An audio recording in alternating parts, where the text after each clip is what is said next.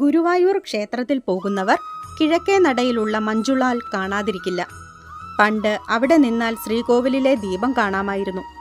ആ ആൽമരത്തിന് മഞ്ജുളാൽ എന്നു പേര് വന്നതിന് പിന്നിൽ ഒരു ചരിത്രമുണ്ട്. പണ്ട് ഗുരുവായൂർ ക്ഷേത്രത്തിന് സമീപം ഒരു വാരസ്യാർ ഉണ്ടായിരുന്നു. കൃഷ്ണഭക്തയായ അവൾ എന്നും കണ്ണന് മനോഹരമായ തുളസിമാല കെട്ടിക്കൊടുക്കും. മഞ്ജുള എന്നായിരുന്നു അവളുടെ പേര്. ബാല്യം മുതൽക്ക് തന്നെ ഗുരുവായൂരപ്പനോട് ഒരിഷ്ടം അവൾക്കുണ്ടായിരുന്നു. കുഞ്ഞായിരിക്കെ അമ്മയുടെ ഒക്കത്തിരുന്ന് അവൾ അമ്പലത്തിൽ പോകുമ്പോൾ കണ്ണന് കൊടുക്കുവാൻ ഒരു പൂവെങ്കിലും കയ്യിലുണ്ടാകും.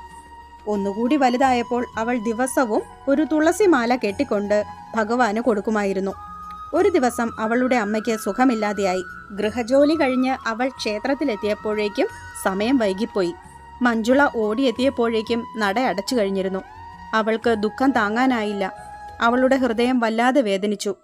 എൻ്റെ ഗുരുവായൂരപ്പ, ഇന്നെന്തു പറ്റി? എൻ്റെ മാല വേണ്ടേ? എനിക്ക് അഹങ്കാരം വന്നുവോ? നിനക്ക് എന്നും മാല തരുന്നവളെന്ന് ഞാൻ അറിയാതെ ഉള്ളിൽ അഹങ്കരിച്ചോ? കണ്ണ, അതുകൊണ്ടാണോ എൻ്റെ മാലയെ തിരസ്കരിച്ചത്?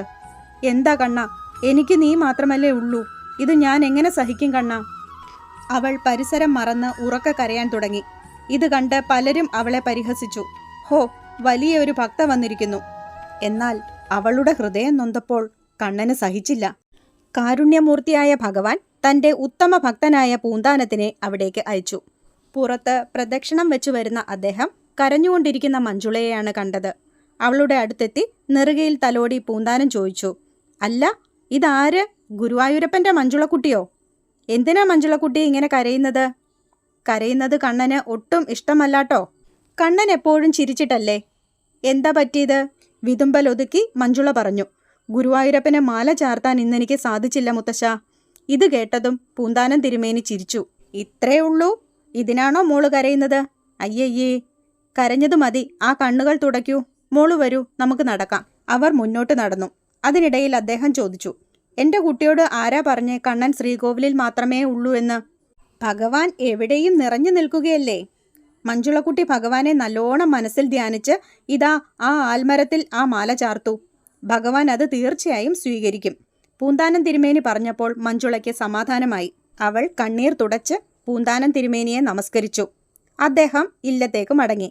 അവൾ ഗുരുവായൂരപ്പനെ മനസ്സിൽ ധ്യാനിച്ച് ആ മാല ആൽമരത്തിൽ ചാർത്തുകയും ചെയ്തു. പിറ്റേ ദിവസം രാവിലെ ക്ഷേത്രനട തുറന്ന പൂജാരി അതിശയിച്ചു. തലേ ദിവസത്തെ മാലകളെല്ലാം മാറ്റാൻ ഒരുങ്ങിയ പൂജാരിക്ക് ഒരു മാല മാത്രം മാറ്റാൻ സാധിക്കുന്നില്ല. ഇത് കണ്ടപ്പോൾ പൂന്താനത്തിന് കാര്യം മനസ്സിലായി. തലേ ദിവസം ആൽമരത്തിൽ മഞ്ജുള ചാർത്തിയ അതേ മാലയാണ് ബിംബത്തിൽ ഇപ്പോൾ കിടക്കുന്നത്.